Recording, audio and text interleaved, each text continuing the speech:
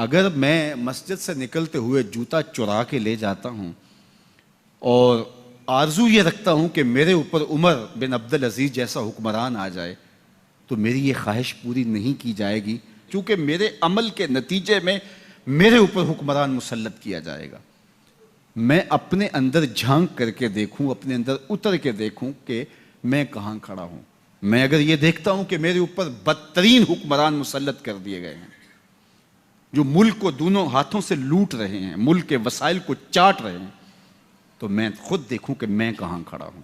جب تمہارے اوپر نااہل حکمران مسلط کر دیے جائیں تو یہ تمہارے اعمال کی سزا ہے۔ ایک روایت میں آیا اعمالکم اموالکم، تمہارے اعمال ہی تمہارے اموال ہیں۔ حجاج بن یوسف بڑا ظالم شخص ہے۔ حضرت حسن بصری رضی اللہ تعالیٰ عنہ فرماتے ہیں پچھلی امت کے لوگ اپنے سارے ظالم اکٹھے کر کے لے آئیں اور ایک پلڑے میں رکھ دیں، تو دوسرے پلڑے میں ہم حجاج بن یوسف کو رکھ دیں تو ہمارا پلڑا پھر بھی باری ہوگا۔ 70,000 لوگ اس نے اپنے ہاتھوں سے قتل کیے، 90,000 لوگ اس کے حکم سے کٹے ہیں۔ بصرے کا ظالم ترین حکمران حجاج بن یوسف۔ لیکن کچھ لوگ تھے کہ جو اس کے سامنے بھی حق بات کر لیتے تھے، اگرچہ وہ بہت سخت تھا اور بات بات پہ گردن کاٹتا تھا۔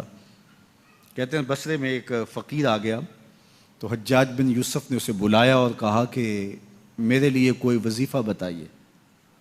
تو اس نے کہا کہ تمہارے لیے بہترین وظیفہ یہ ہے کہ تم دوپہر تک سوئے رہا کرو۔ اس نے کہا یہ عجیب وظیفہ ہے۔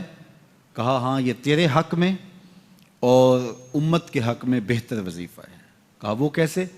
کہا تم دوپہر تک سوئے رہو گے تو اس کا نتیجہ یہ ہوگا کہ لوگ تیرے ظلم سے بچے رہیں گے اور تیرے بھی نامہ اعمال کے اندر گناہ کم درج ہوں گے، اس لیے تیرے لیے بہترین وظیفہ ہے کہ تو دوپہر تک سویا رہے۔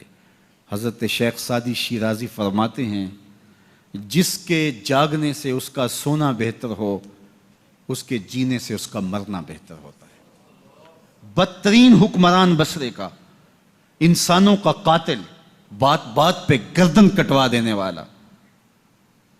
کسی نے کہا حجاج اگر تو بچہ تھا، اس وقت تیری عمر اتنی زیادہ نہیں تھی، لیکن تو نے دور عمر تو دیکھا ہوا ہے، تو اتنا ظالمانہ انداز کیوں اختیار کیے ہوئے؟ تو حضرت عمر جیسا حکمران کیوں نہیں بن جاتا؟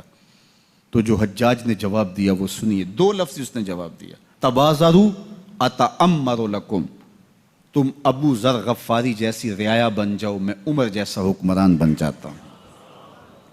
جب رعایا ابو ذر غفاری جیسی ہو تو حکمران حضرت عمر جیسے ہوتے ہیں، اور جب رعایا ہی جور و ظلم کی خوگر ہو اور اپنے رویوں کو ہم اگر دیکھیں کہ ہم کہاں کھڑے ہیں، تو ہمارے اوپر ایسے لوگ ہی مسلط ہوتے رہیں گے۔